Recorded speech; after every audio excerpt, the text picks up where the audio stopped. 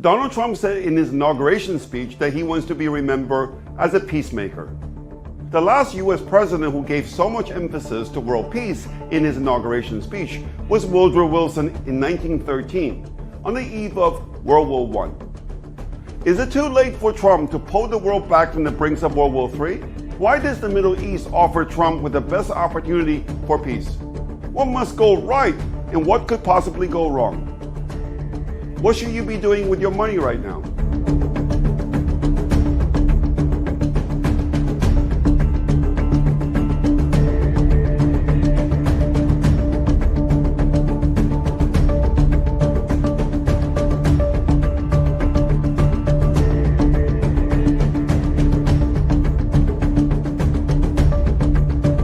In international relations, countries seek good deals or fair deals. Good deals put them ahead, while fair deals at least don't put them behind. In this respect, it is truly difficult to understand why Israel decided last week to sign a ceasefire deal with Hamas that is neither a good deal nor a fair one for Israel. Under phase one of the deal, Israel agreed to release nearly 2,000 terrorists, including many convicted mass murderers, in exchange for just 33 Israeli hostages. Under phase two of the deal, Israel has agreed to release more terrorists in exchange for the remaining hostages and to completely withdraw from Gaza, including the Philadelphia corridor that would enable Hamas to rearm. Unsurprisingly, Hamas has declared the ceasefire deal as a great victory, because for Hamas, survival is victory. This is why throughout the many rounds of negotiation over the past year, Hamas has always insisted on a permanent ceasefire as a precondition for any deal. So why would Israel suddenly decide to hand the victory to Hamas when Israel has the clear upper hand in this conflict? These are the facts. Israel has wiped out the entire senior Hamas leadership and most of its 24 battalions prior to the war. Furthermore, Israel has severely weakened the military capabilities of Hamas' powerful ally Hezbollah. Indeed, in the separate ceasefire deal that Hezbollah signed with Israel last October, the Iran-backed Lebanese Shia militia agreed to stop any offensive action against Israel and to retreat to the north of the Litani River. The deal that Israel signed with Hezbollah might not have been a great deal for Israel, but it was at least a fair deal. So why would Israel agree to a lopsided deal with Hamas that would only convince Israel's enemies that it is weak and desperate? How do we make sense of this? And what does it mean for the Middle East and the outlook for oil price?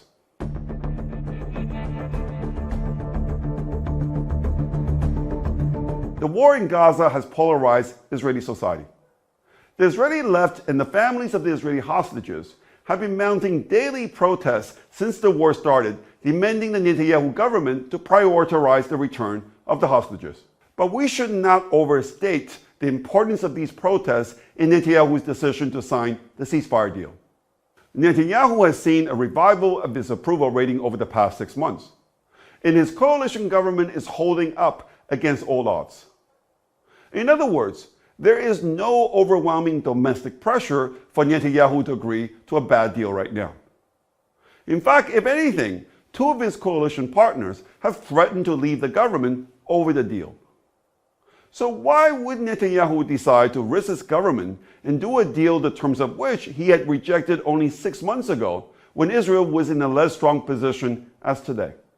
There's a lot of talk both in Israel and outside Israel about Netanyahu having succumbed to pressure from Trump to get the deal done before Trump's inauguration. The oil market seems to have bought the story, with oil price down since the ceasefire was announced. I'm not so convinced.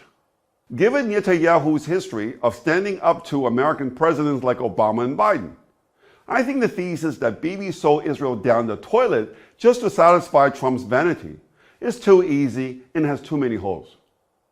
Whether you like Netanyahu or not, nobody can deny that he's a shrewd tactician, a chess player in the world of checker players. He was recently compared to Bismarck by the historian Niall Ferguson. I suspect there is more to the story than meets the eye. If you would allow me, I would like to build an alternative thesis on what is going on. And if I'm right, oil should be a buy on weakness over the next month.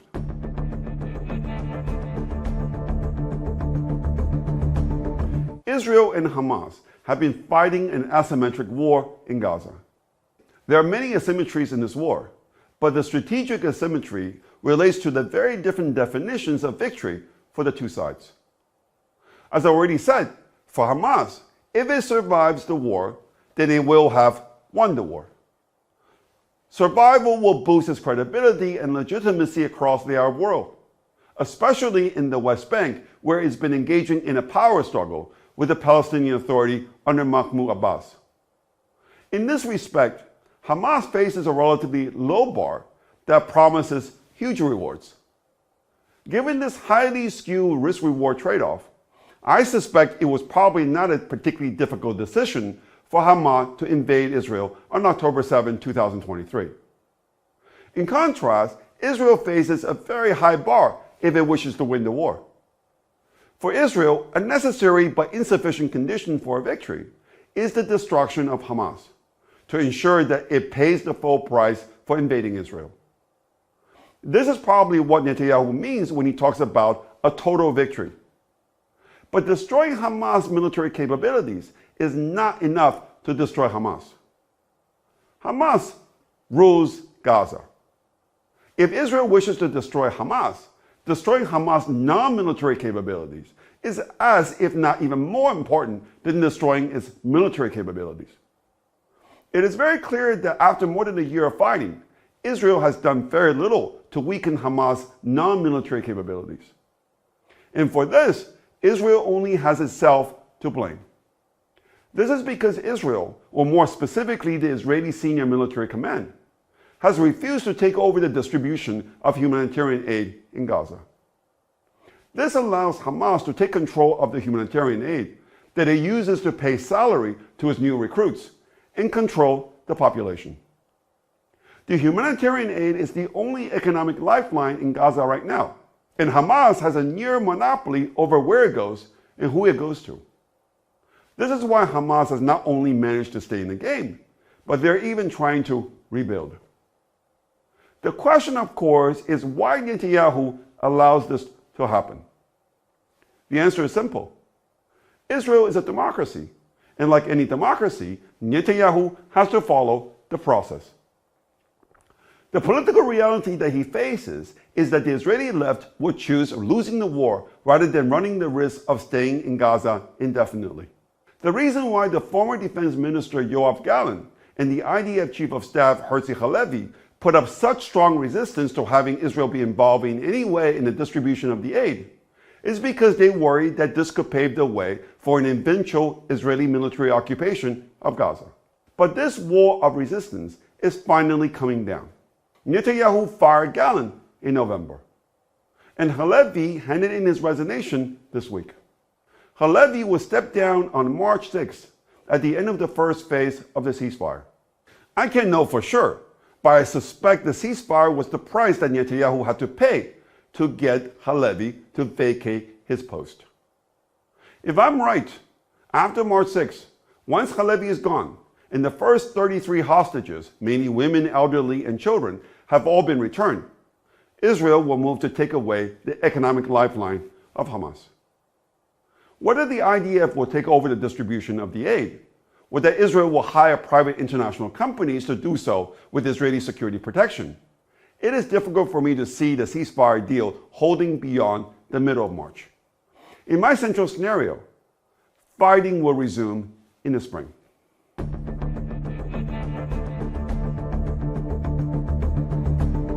Where does Trump come into all this?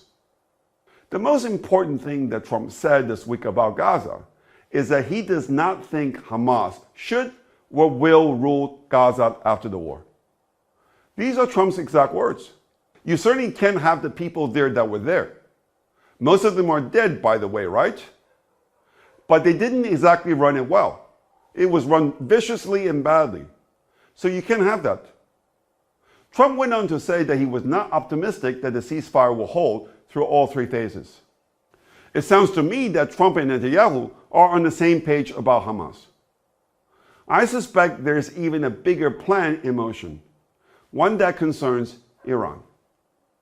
Trump understands very well that a ceasefire in Gaza is a precondition for a deal between Israel and Saudi Arabia, and that a normalization of relations between Israel and Saudi Arabia is a precondition for creating an anti-Iran alliance in the Middle East. If Trump pushed Netanyahu hard over the ceasefire deal with Hamas, it may be a reflection of the sense of urgency in dealing with Iran that is on the verge of nuclear breakout.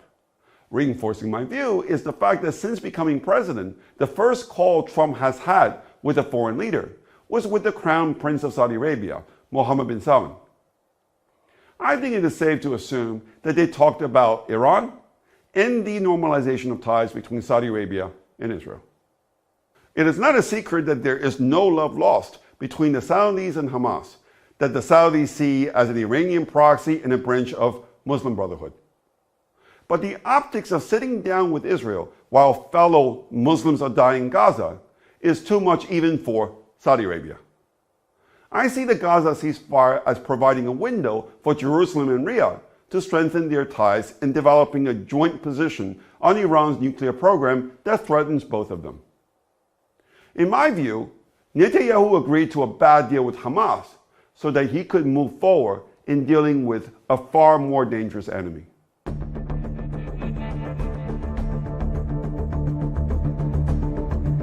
In my central scenario, we will see some quiet in the Middle East over the next 6 weeks during the first phase of the Gaza ceasefire.